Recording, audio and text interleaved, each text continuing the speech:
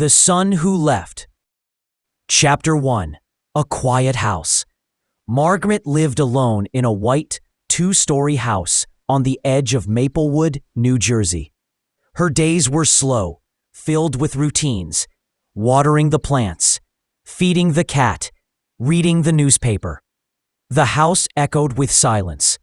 Each creaking floorboard reminded her of what was missing: her son, Daniel. He hadn't been home in nearly 5 years.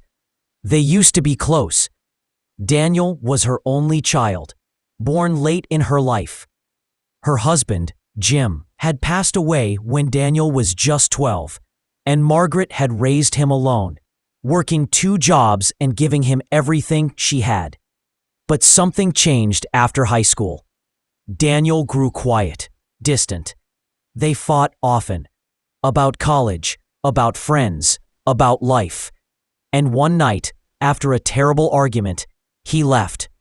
He didn't say goodbye. Chapter 2. The Last Letter. Margaret kept a small box under her bed. Inside it was the last letter Daniel had written to her. He'd sent it 2 years ago. "Mom, I'm sorry I left the way I did. I wasn't ready to talk back then. I've been living in Chicago, working construction. Life's been hard but good. I hope you're okay. Daniel." No return address, just a postmark. Margaret read it so many times, the paper had gone soft. She didn't know whether to be angry or grateful. At least he was alive. Chapter 3. The Neighbor's Son. Every Saturday, Margaret helped her neighbor Linda bake cookies with her young boy, Ben. He reminded her so much of Daniel as a child. Curious, playful, full of questions. One day, Ben asked, "Do you have a son, Miss Margaret?" She paused, the flour sifting through her hands. "I do," she said quietly.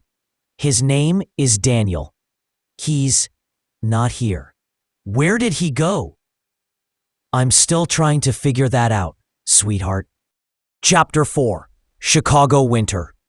In a cramped Chicago apartment, Daniel sat by the window, watching the snow fall. He wore a thick hoodie and worn jeans, his hands rough from labor.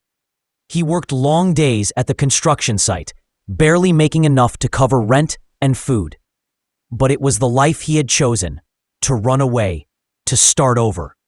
Sometimes he thought of calling her, but guilt held him back.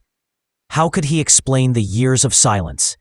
How could he face the mother he had abandoned? He often dreamt of her, Margaret, in her apron, humming in the kitchen. He missed her voice. Chapter 5. The Phone Call.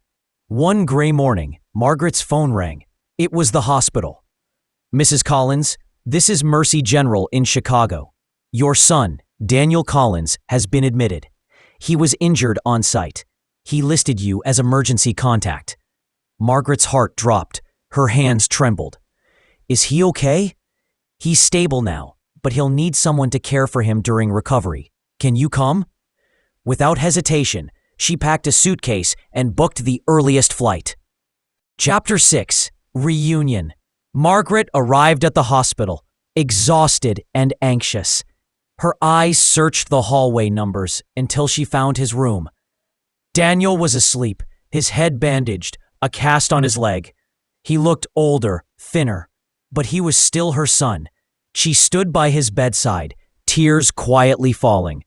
When he opened his eyes and saw her, there was silence. "Mom?" he croaked. She smiled softly through tears. "Yes, honey, I'm here." He closed his eyes again, whispering, "I'm so sorry."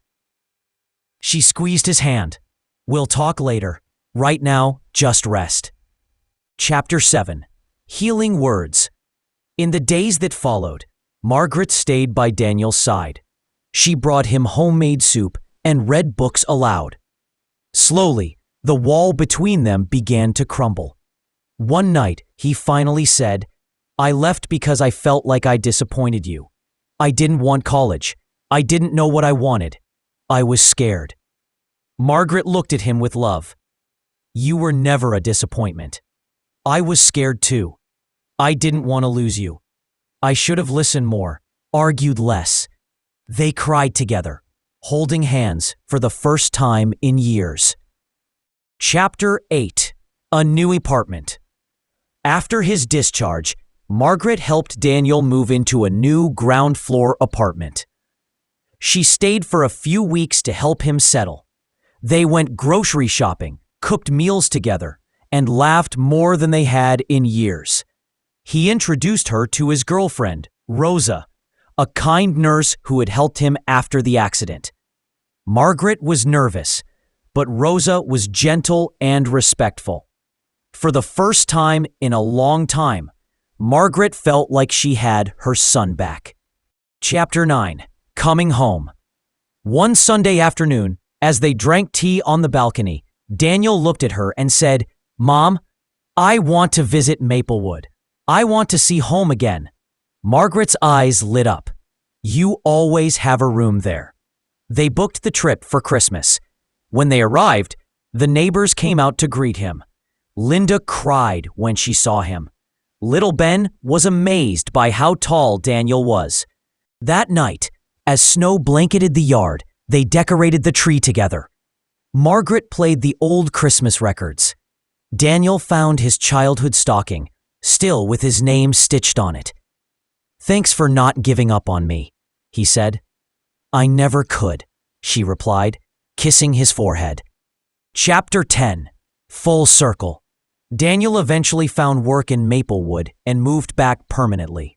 Rosa joined him a few months later, and they eventually married in the backyard of Margaret's house.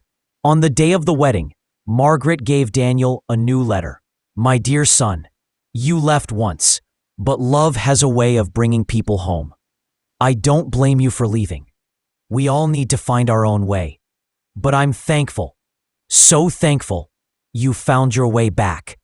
Love always, Mom." Daniel cried when he read it. He hugged her tightly. "I'll never leave again." And he didn't.